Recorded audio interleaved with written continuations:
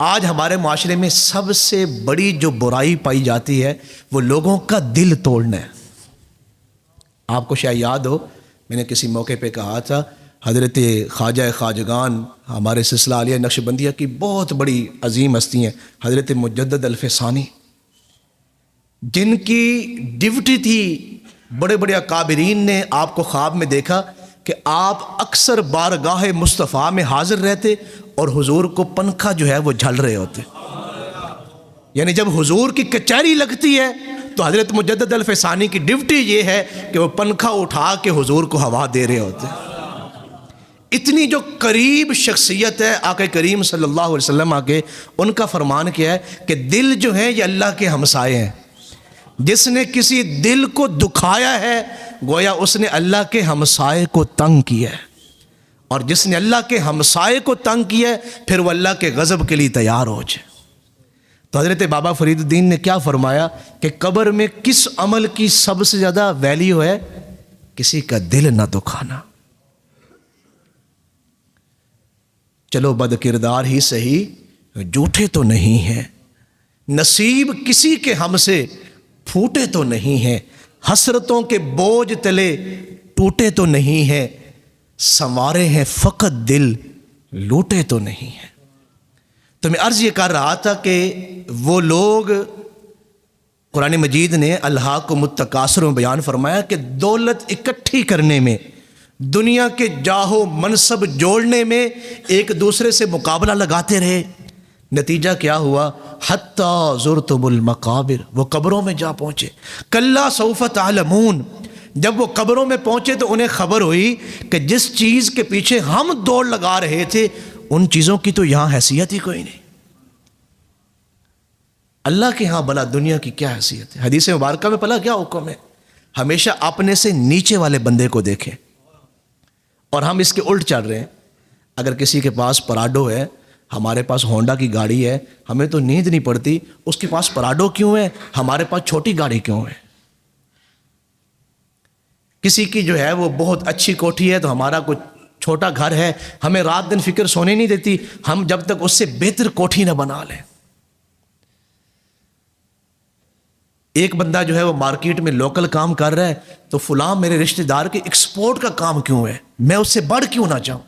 یہ جو صورتحال ہے الہاکم التکاثر، یہ انسان کو ہلاکت کی طرف لے جاتی ہے۔ حرص جو ہے وہ صرف نیکی میں جائز ہے کہ میرے فلاں بھائی نے قرآن مجید کو حفظ کیا ہے تو میں نے قرآن مجید کو حفظ کیوں نہیں کیا، یا میرا فلاں بھائی صف اول کا نمازی ہے تو میں صف اول کا نمازی کیوں نہیں۔ یہ حرص جائز ہے، دنیا کا حرص جائز نہیں۔ حدیث مبارکہ میں کیا حکم ہے؟ آپ نیچے سے، خود سے نیچے والے آدمی کو دیکھیں، یعنی اگر آپ موٹر سائیکل پہ چڑھ رہے ہیں آپ گاڑی والے کو نہ دیکھیں، آپ سائیکل والے کو دیکھیں کہ میرے اوپر اللہ کا کتنا کرم ہے کہ میں موٹر سائیکل پہ ہوں۔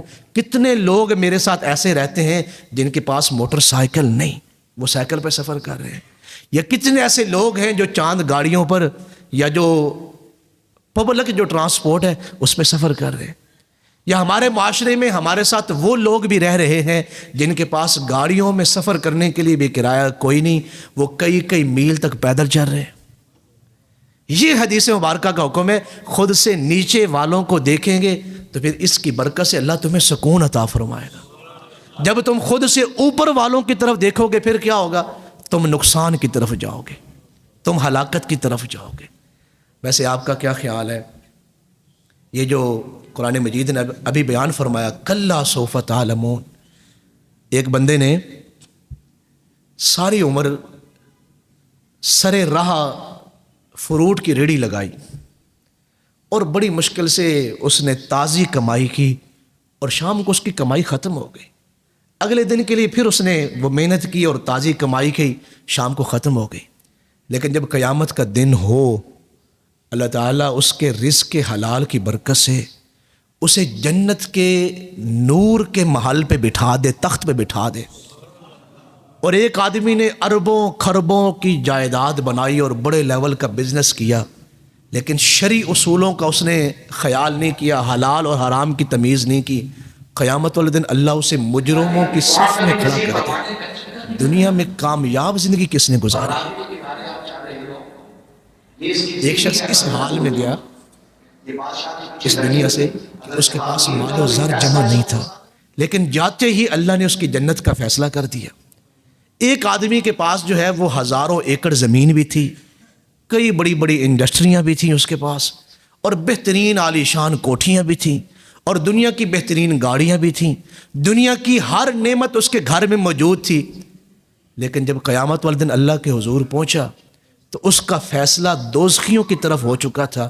کامیاب زندگی کس نے گزاری ہے؟ قرآن مجید میں ہمارے آقا و مولا صلی اللہ علیہ وسلم کی ازواج مطہرات کا ذکر کیا گیا۔ وہ مبارک ذکر جو ہے وہ ایک عجیب پہلو کے ساتھ کیا گیا۔ یہ جتنی بھی حضور علیہ الصلوۃ والسلام کی جو ازواج مطہرات ہیں، یہ ازواج مطہرات کائنات کی سب سے خوش نصیب اور سب سے عظیم ترین خواتین ہیں۔ اس لیے ان کے بارے میں کیا فرمایا گیا؟ امہات المؤمنین، اہل ایمان کی مائیں۔ کم لوگوں نے سبحان اللہ کہا ہے۔ آپ کیا سمجھتے ہیں حضور علیہ الصلوۃ والسلام کی زوجہ ہونا یہ کوئی چھوٹی بات ہے؟ جس گھر کی مٹی ریاض الجنہ کہلائے، جس جگہ کی مٹی ریاض الجنہ کہلائے، جنت کا ٹکڑا کہلائے، اور جس جگہ کی مٹی کی جو عظمت ہے وہ کوہ طور سے زیادہ ہو، اس گھر میں جو حضور کی ازواج مطہرات ہیں وہ کوئی معمولی ہستی ہیں؟ قرآن مجید میں ایک سورت ہے سورہ حجرات، کبھی پڑھی آپ نے؟ حجرات جمع ہے حجرے کی۔ یہ کن کے حجرے ہیں جن کی شان میں اللہ پوری سورت کو نازل فرما رہا ہے؟ جن حجروں میں حضور علیہ الصلوۃ والسلام کی ازواج مطہرات رہی ہیں، ان حجروں کی شان میں اللہ نے پوری سورت قرآن مجید میں نازل فرمائی ہے۔